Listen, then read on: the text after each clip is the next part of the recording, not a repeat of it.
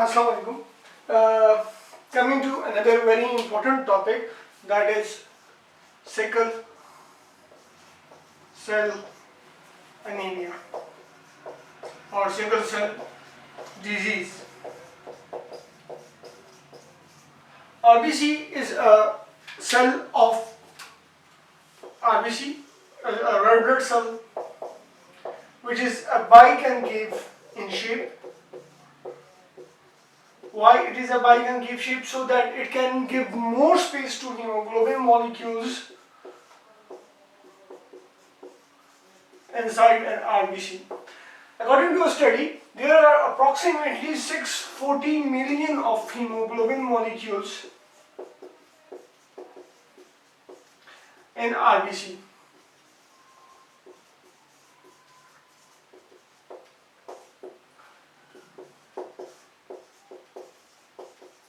According to a study, there is approximately 640 million of hemoglobin molecules in one RBC. What is a sickle cell disease? We know that RBC has a shape of a biconcave. It is autosomal recessive disease. Autosomal recessive disease in which the shape of RBC is not biconcave, but in fact it is a sickle shape. It is a crescent shape. Sickle shape or a crescent shape.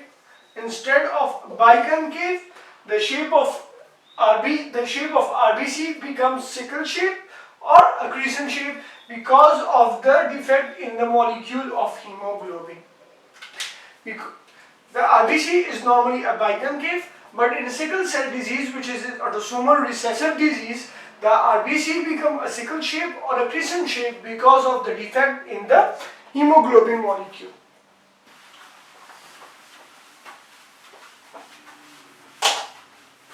Coming to the hemoglobin molecule, the name was split into two, a heme and a globin. The problem is in the globin chain. There is the pathology is in the globin chain. Adenine is replaced. For example, this is a DNA molecule. DNA molecule, after the process of transcription, there is transcription.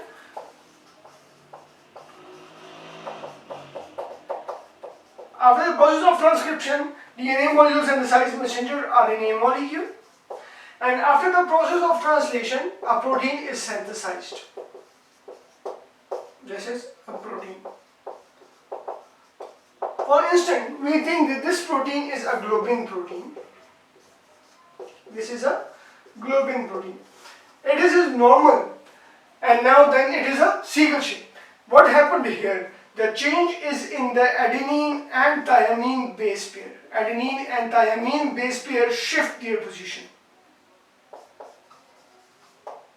So, whenever the adenine and thymine shift this base pair, it is called point mutation. It is called point mutation.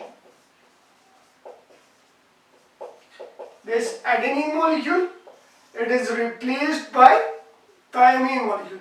Adenine molecule is replaced by thymine molecule at position number 6 of this DNA molecule. So when this protein is formed, when there is a point mutation present inside a DNA and this protein is formed, so globin will be synthesized, but there will be valine. It will carry valine instead of glutamic acid. So there will be valine present. This change of base pair adenine will be replaced by thymine molecule, and this mutation is called point mutation. So whenever this protein is synthesized with a globin chain, so after the presence of this point mutation, the valine is present there instead of glutamic acid, which change the shape of this hemoglobin molecule from biconcave to a sickle cell disease. Sickle cell disease or sickle cell anemia is of two types.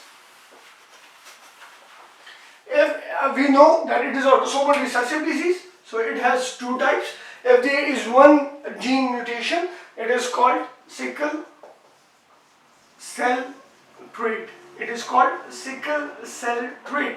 Means the patient is a silent carrier without any manifestation of the disease. And if both of the genes they are having this mutation, it is called sickle cell disease.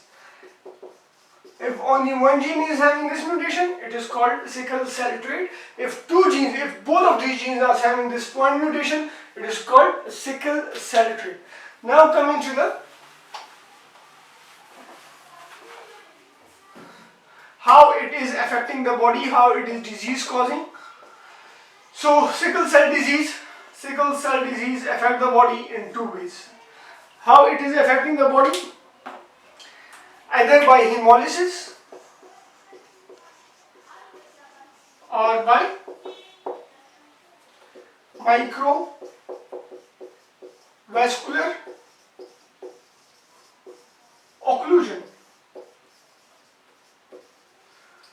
Either it will lead to hemolysis of the RBC. Sickle cell disease is manifestation in the body by two ways, either by hemolysis or microvascular occlusion. Coming to hemolysis, whenever there is hemolysis, there will be three very important effects in the body. There will be three very important. The first and the most common is anemia. The first and most common manifestation of the hemolysis is anemia. The second one, that will be jaundice. Whenever there will be anemia, increased level of bilirubin in the body is called jaundice. And number third one is it can manifest with gallstones. It can manifest with gallstones, gallbladder stones. Gallbladder stones. So sickle cell disease is affecting the body in two very big possible ways. Number one, it can do hemolysis. The hemolysis of the RBC will be increased. And number second one, there will be microvascular occlusion. So whenever there is increased hemolysis, it can manifest with three possible ways. Number one is it can manifest with anemia. It can show itself with the help of jaundice, and it can replace itself with the gallbladder stone. Whenever there is microvascular occlusion, there are a number of ways.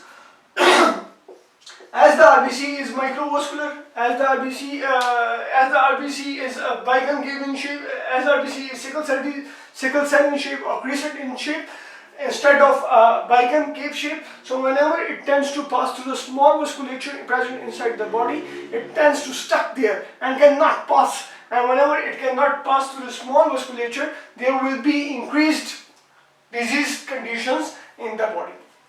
Number one, that is a very big feature of the sickle cell disease, that is autosplenectomy. Autosplenectomy. The spleen tends to decrease in size. The normal diameter is 11 to 14 centimeter. 11 to 14 centimeter is the size of spleen.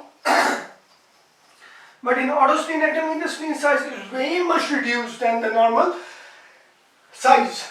Number second one, acute chest syndrome. Acute chest syndrome.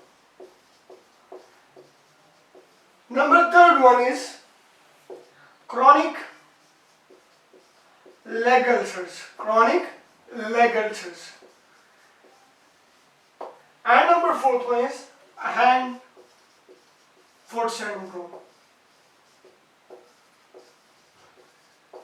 And number last one is pain crisis and stroke. Pain crisis and stroke. So sickle cell disease is affecting the body in two possible ways. Number one, it can manifest itself with the help of hemolysis, or it can manifest itself with the help of microvascular occlusion, because the RBC keep on changing its shape from a biconcave to a crescent shape or a sickle cell shape. So because of the hemolysis, it can manifest with anemia, it can manifest itself with the help of jaundice or gallbladder stones. Now coming to the microvascular occlusion can lead to autosplenectomy, it can lead to acute chest syndromes, chronic leg ulcers, hand-foot syndrome, pain crisis and stroke are those conditions which lead to which are as a result of sickle cell disease or sickle cell anemia. Now coming to the treatment. The treatment of choice is transplantation of bone marrow. Transplantation of bone marrow is a treatment of choice. Hydration, control the pain, and number last, avoid conditions which tends to change the shape of RBC from biconcave to sickle shape. From RBC from biconcave to sickle in shape. And the last thing which I want to tell you guys, that hemoglobin A is having 2 alpha chains and 2 beta chains. Hemoglobin A is having 2 alpha chains and 2 beta chains. Now if a patient is suffering from sickle cell disease, this hemoglobin is not called hemoglobin A. In fact, it is called hemoglobin S. So sickle cell disease is autosomal recessive disease in which the shape of RBC is changed from a biconcave to a sickle cell in shape. And what is the pathophysiology of the disease? There is a gene having a point mutation. Adenine is replaced by thymine, which result in the change of valine instead of a glutamic acid. The globin keep on changing, the shape of RBC keep on changing from a biconcave to a crescent shape. There will be 2 pathologies. Number 1, because of the hemolysis or because of the microvascular occlusion. Because of the hemolysis, there will be anemia, jaundice, and gallbladder stones. Because of this microvascular occlusion, there will be a autosplenectomy. There will be acute chest syndrome, chronic leg ulcers, stroke, pain crisis, a lot of things. How you treat it? You treat it by having the hydration, by having the proper analgesics, and the last and the foremost important treatment, gold standard for the sickle cell disease, is bone marrow transplant. And this hemoglobin, because it is having a defect in globin chain, this hemoglobin is called hemoglobin S. This ends for the sickle cell disease.